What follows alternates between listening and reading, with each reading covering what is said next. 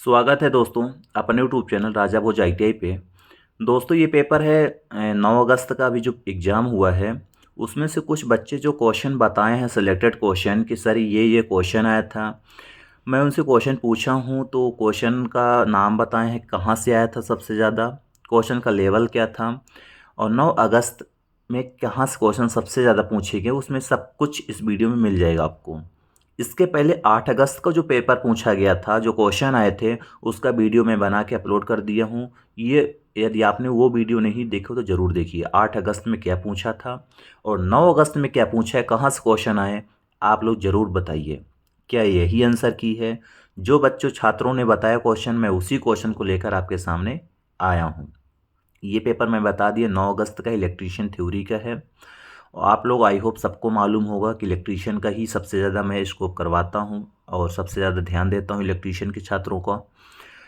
तो आज मैं इसमें से कुछ ऐसे क्वेश्चन बता देता हूँ जो 9 अगस्त को पूछे गए थे और 10 अगस्त का पेपर भी हमारे पास आ गया है, उसका वीडियो इसके बाद बन जाएगा। चैनल पे आप लोग नए हो, चैनल को प्लीज़ सब्सक्राइब करके रख लीजिए ताकि किसी भी प्रकार के नए नोटिफिकेशन आए तो मैं आपके पास ज़रूर पहुँचाऊँ। और इसके पहले की वीडियो नहीं देखे 8 अगस्त वाले ज़रूर देखिए और 10 अगस्त की मैं बना ही दूंगा और 9 अगस्त की ये चालू है। चलिए आते हैं क्वेश्चन पे, सीधे आते हैं क्वेश्चन की बात कर लेते हैं। क्वेश्चन बहुत अच्छे आए थे, सरल क्वेश्चन आ रहा है और क्वेश्चन सबसे ज़्यादा निमी पैटर्न से ही पूछा गया है, तो आप लोग ध्यान दिए। फर्स्ट नंबर क्वेश्चन दिया है कि क्लास ए एम्पलीफायर का मुख्य लाभ क्या है। सबको मालूम होना चाहिए दोस्तों, क्लास ए एम्पलीफायर का मुख्य लाभ ये है कि पहला दिया न्यूनतम विकृति, दूसरा दिया अधिकतम धारा लाभ, तीसरा दिया अधिकतम वोल्टेज लाभ, चौथा दिया शोर अनुपात हानि के लिए न्यूनतम सिग्नल। तो इसका जो राइट आंसर होने वाला है, क्लास ए एम्पलीफायर का मुख्य एडवांटेज क्या है, मुख्य लाभ क्या है, करेक्ट आंसर होगा ए नंबर, न्यूनतम विकृति। ये क्वेश्चन आ चुका है, आप लोग आगे की तैयारी कर रहे हो तो रट लो।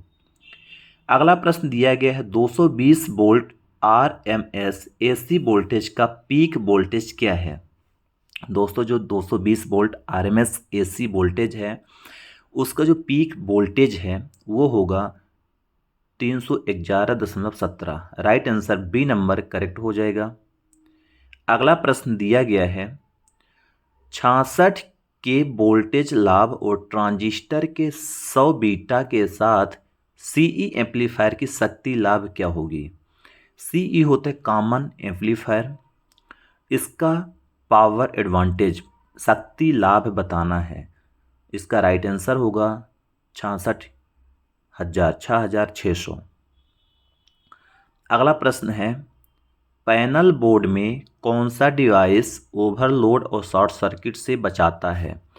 दोस्तों जो पैनल बोर्ड है उसमें से ऐसा कौन सा डिवाइस है जो ओवरलोड और शॉर्ट सर्किट से बचाता है।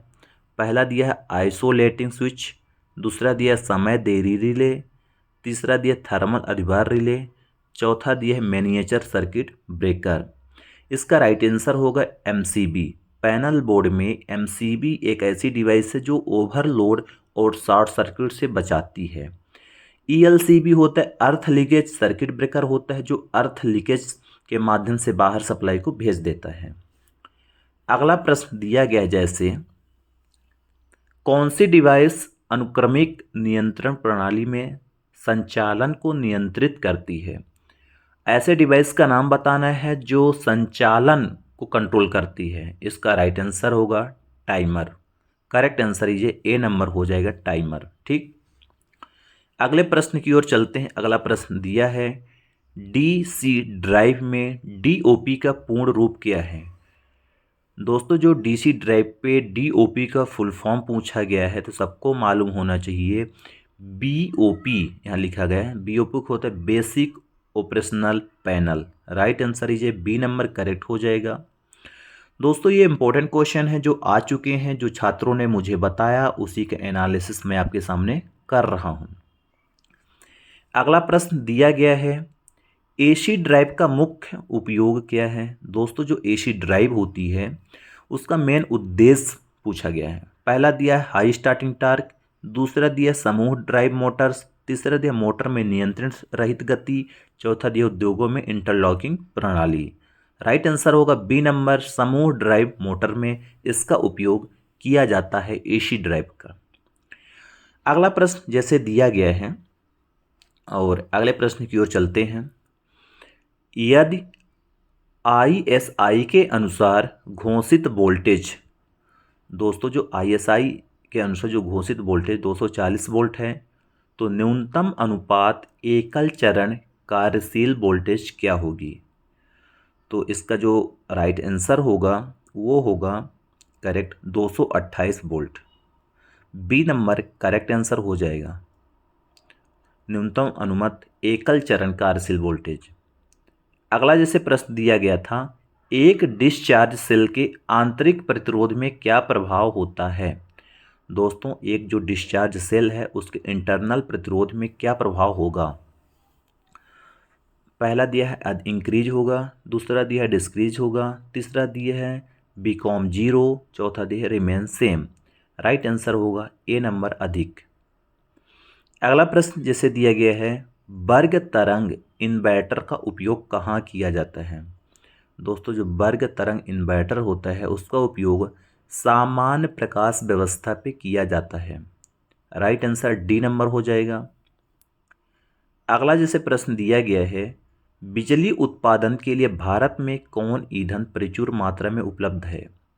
दोस्तों जो बिजली उत्पादन के लिए भारत में जो प्रचुर मात्रा में उपलब्ध ईंधन है वो है पहला कोयला, दूसरा डीजल, तीसरा गैस का तेल, तीसरा पेट्रोल। सबसे ज़्यादा कोयला भारत में पाया जाता है। डीजल, गैस का तेल, पेट्रोल बहुत कम है इसलिए महंगा है। कोयला बिजली उत्पादन के लिए सबसे ज़्यादा ईंधन पाया जाता है, सबसे ज़्यादा ईंधन भी है। अगला जैसे प्रश्न दिया गया है, स्वचालित स्टार डेल्टा स्टार्टर में टाइमर का कार्य क्या है? दोस्तों जो ऑटोमेटिक स्टार डेल्टा स्टार्टर होता है उसमें जो टाइमर होता है, टाइमर स्टार से डेल्टा में बदलता है। क्या होता है, मोटर पहले स्टार्टर पे चलती फिर डेल्टा पे हो जाती है। नेक्स्ट प्रश्न आया था, एसी बाइंडिंग में कफिंग के लिए किस इंसुलेशन का उपयोग किया जाता है? दोस्तों जो एसी बाइंडिंग होती है उसमें जो कफिंग के लिए जो इंसुलेशन का यूज करते हैं वो होता है चमड़े का कागज। दूसरा दिया है एम्पायर फाइबर ग्लास टेप, तीसरा दिया है कपड़े पर आधारित चिपकने वाला टेप। ठीक, अब इसमें जो इसका राइट आंसर होगा, तो इंसुलेशन का उपयोग जो एसी बाइंडिंग में बफिंग के लिए करते हैं वो होता है कपड़े पर आधारित चिपकने वाला टेप। ठीक, अगला प्रश्न ये भी आया था, पैनल बोर्ड कहाँ उपयोग किए जाते हैं? थोड़ा मैं जूम कर देता हूँ।